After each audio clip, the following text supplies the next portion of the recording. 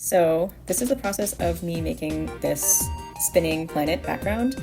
The planet in this background is the planet that the wizard comes from, and it's where our story sort of begins. So while I was doing the concept art for this world, I had the idea of having it be split in half, sort of because I really wanted it to come across that this world is magical in nature. It's an isolated society from a lot of the rest of this universe that we've built here, with these really grandiose natural features and these huge colossal cities that are on its surface. That was my way, at least, of showing that these inhabitants have been isolated, but using their powers to create a society that, by our own standards and our own perceptions of technology, would be impossible, but would be doable with this sort of fantasy magic technology that they have.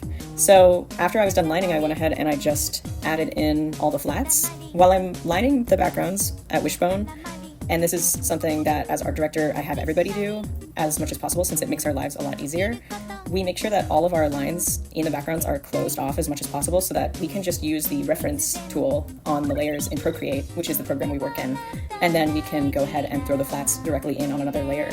And then I added some color variation to the city as well as to the topographical features and the mountains and the forests and stuff that you can see going on the continents on the inner half of the world.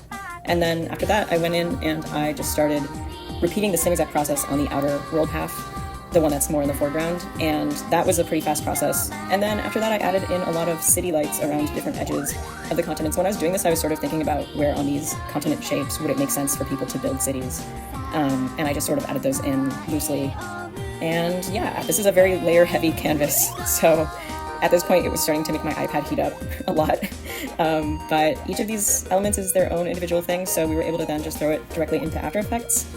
And yeah, that is how I created this background, start to finish.